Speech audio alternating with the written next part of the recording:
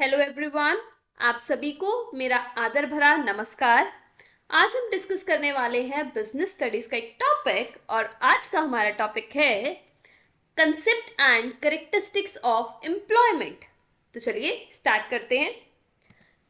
Last videos में हमने बात की थी about economic activities. Economic activities वो एक्टिविटीज होती हैं जो हम किस लिए करते हैं, पैसा कमाने के लिए करते हैं, जिसमें हमने 3 एक्टिविटीज देखी थी। That was business, profession and employment. Business और प्रोफेशन हम ऑलरेडी डिस्कस कर चुके हैं। आज हम डिस्कस करेंगे अबाउट एम्प्लॉयमेंट। तो चलिए स्टार्ट करते हैं। अगर हम बात करें एम्प्लॉयमेंट की तो it refers to that economic activity.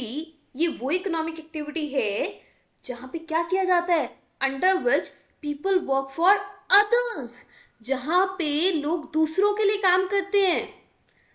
अब आप काम करोगे तो आपको बदले में क्या चाहिए होगी, एंड गेट रेम्यूनरेशन। आपको बदले में पैसे चाहिए और पैसे जो मिलते हैं यहाँ पे उसको किस वर्ड से बोला गया है, रेम्यूनरेशन। क्योंकि आप किसी के अंडर काम कर रहे हो तो आपको बदले में क्या मिल रहा है, रेम्यूनरेशन, यानी वेजेस और सैलरीज। सो बेसिकली एम्प्लॉयमेंट में क्या होता है, आप किसी के अंडर काम करते हो और आपको बदले में क्या मिलती है, रेम्यूनरेशन मिलती है, यानी पैसे मिलते हैं। तो इसको हम क्या बोलते हैं, एम्प्लॉयमेंट। अगर हम एम्प्लॉयमेंट की बात करें तो यहाँ पे 2 वर्ड्स आते हैं, that is employ and employer. जो पर्सन किसी के अंडर काम करता है उसको हम बोलते हैं एम्प्लॉय, और जो उसको काम देता है, जो उसका मालिक होता है, उसको हम बोलते हैं एम्प्लॉयर। क्या बोलते हैं, एम्प्लॉयर। और अगर हम बात करें एग्जाम्पल ऑफ एम्प्लॉयमेंट की तो जो भी पर्सन किसी के अंडर काम कर रहा है that will come under employment. अब जैसे बैंक में जो मैनेजर्स हैं वो काम कर रहे हैं, क्लर्क्स काम कर रहे हैं, या इंश्योरेंस कंपनी में काम कर रहा है, फैक्ट्री में कितने पर्सन्स काम कर रहे हैं, वर्कर्स काम कर रहे हैं, सब किसके अंडर आएगा, एम्प्लॉयमेंट के अंडर। ओके। अब अगर मैं आपसे पूछूं कि डॉक्टर क्या है, it will it come under employment और प्रोफेशन, तो your answer will be it will come under profession, जैसे हमने लास्ट वीडियो में डिस्कस किया था। But you know professionals like doctor can also be an employ. Doctor भी employ हो सकता है। अगर कोई डॉक्टर किसी गवर्नमेंट हॉस्पिटल में या प्राइवेट हॉस्पिटल में काम करता है तो वो क्या हो जाएगी, एम्प्लॉयमेंट। यानी अगर कोई डॉक्टर अपना क्लिनिक ओपन कर लेता है या अपना हॉस्पिटल ओपन करता है तो वो क्या है, प्रोफेशन। बट अगर कोई डॉक्टर किसी गवर्नमेंट हॉस्पिटल या प्राइवेट हॉस्पिटल में काम करता है तो उसको हम प्रोफेशन नहीं बोलेंगे, उसको हम क्या बोलेंगे, एम्प्लॉयमेंट। और यहाँ पे जो हमारा प्रोफेशनल है यानी डॉक्टर है वो क्या बन जाएगा, employ. So professionals like doctors can also be employ. Doctors भी एम्प्लॉय हो सकते हैं अगर वो किसी के अंडर काम कर रहे हैं। अगर वो अपना क्लिनिक खोलता तो वो प्रोफेशन हो जाता, बट यहाँ पे अगर वो किसी के अंडर काम कर रहा है तो वो क्या है, एम्प्लॉयमेंट। ओके। अब हम एम्प्लॉयमेंट के बारे में थोड़ा और जानते हैं। So let's see what are the characteristics of employment. First, service to others. Employment में क्या होता है, आप किसी के लिए काम करते हो, किसी के अंडर काम करते हो। जब आप किसी के लिए काम कर रहे हो तो वो किसके अंदर आता है, एम्प्लॉयमेंट के अंदर। ओके। नेक्स्ट देखते हैं, पर्सनलाइज सर्विस। यहाँ पे जो सर्विस होती है वो पर्सनलाइज होती है। मतलब अगर एम्प्लॉयर ने आपको रखा है तो काम भी आप ही को करना है, आप अपनी जगह किसी और को नहीं भेज सकते। अब लाइक फॉर एग्जांपल आपने कंपनी में इंटरव्यू दिया जाके और आप सिलेक्ट हो गए तो क्या आप अपनी प्लेस पे अपने ब्रदर को भेज सकते हो या अपनी सिस्टर को भेज सकते हो, द आंसर इज नो। या फिर आप बीमार हो गए तो आप अपनी जगह किसी को भेज सकते हो, no.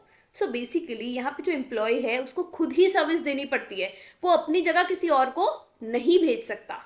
Okay. So there is personalize service, खुद ही सर्विस देनी पड़ेगी, आपको पर्सनली प्रेजेंट होना पड़ेगा, काम करना पड़ेगा। Next is agreement. एग्रीमेंट का मतलब होता है सहमति। तो यहाँ पे हमारे 2 पर्सन है, एम्प्लॉयर और एम्प्लॉय। जब इन दोनों के बीच में सहमति होगी तब एम्प्लॉयमेंट अराइज होगी। अब देखो, अगर एम्प्लॉयर खुश होगा कि हाँ मैं एम्प्लॉय रखूंगा और एम्प्लॉय खुश होगा कि मैं इसके अंडर काम करूंगा, तभी वो हो पाएगा। तो अब जब भी एम्प्लॉयमेंट होती है तो उस केस में जो एम्प्लॉयर और एम्प्लॉय होते हैं दोनों पर्सन आपस में बात करते हैं कि देखो, एम्प्लॉय पूछेगा सैलरी कितनी है, सैलरी के बारे में बात होगी, काम क्या होगा, कैसे काम करना है, बोनस क्या रहेगा, प्रमोशन क्या रहेगा, सबकी सहमति होगी। जब दोनों की सहमति होगी तभी एम्प्लॉयमेंट हो पाएगी। अब देखो, ये जो एग्रीमेंट है, जो सहमति है, वो रिटर्न भी हो सकती है और ओरल भी। लाइक आपने किसी वर्कर को बुलाया और उसको कहा ये काम है, इतनी दिहाड़ी मिलेगी और इतने दिन के लिए काम करना है, तो यहाँ पे सहमति तो दोनों की हुई ना। वर्कर बोलेगा हाँ जी ठीक है, तो सहमति दोनों की हो गई। अगर वो काम करने के लिए एग्री हो गए तो सहमति दोनों की हो गई। बट यहाँ पे रिटर्न नहीं हुआ, तो एग्रीमेंट रिटर्न भी हो सकता है और ओरल भी हो सकता है। बट अब जैसे कंपनीज में जॉब करते हैं तो वहाँ पे तो अपॉइंटमेंट लेटर वगैरह और मतलब सब कुछ रिटर्न ही होता है। बट जैसे वर्कर्स वगैरह है वहाँ पे ओरल भी हो जाता है। तो जो एग्रीमेंट होगा उसमें सब कुछ, लाइक अपॉइंटमेंट लेटर वगैरह, उसमें सब कुछ लिखा होगा कि कैसी एम्प्लॉयमेंट रहेगी, आपको कितने टाइम के लिए रखा गया है, क्या रेम्यूनरेशन रहेगी, क्या बोनस रहेगी, क्या हमारे फ्यूचर प्लान्स रहेंगे, प्रमोशन रहेगी, सब कुछ। ओके, बट एग्रीमेंट होना बहुत जरूरी है, सहमति होगी तभी तो काम होगा ना। Next is servant. अगर हम एम्प्लॉय की बात करें तो एम्प्लॉय जो है वो सर्वेंट है किसका, एम्प्लॉयर का। उसको एम्प्लॉयर की सारी बातें माननी पड़ेंगी, जैसे जैसे वो बोलेगा उसको काम करना पड़ेगा, ठीक है, तभी उसको सैलरी मिलेगी, तभी उसको वेजेस मिलेगी। Next is no need of capital. Capital क्या होता है, कैपिटल वो अमाउंट होता है जब हम बिजनेस स्टार्ट करते हैं, जब हम कोई काम स्टार्ट करते हैं तो लगाते हैं। अब यहाँ पे जो कैपिटल है वो कौन लगाता है, मालिक लगाता है। तो क्या यहाँ पे जो एम्प्लॉय है वो मालिक है, द आंसर इज नो। तो एम्प्लॉय को कैपिटल की कोई नीड नहीं है, there is no need of capital in employment.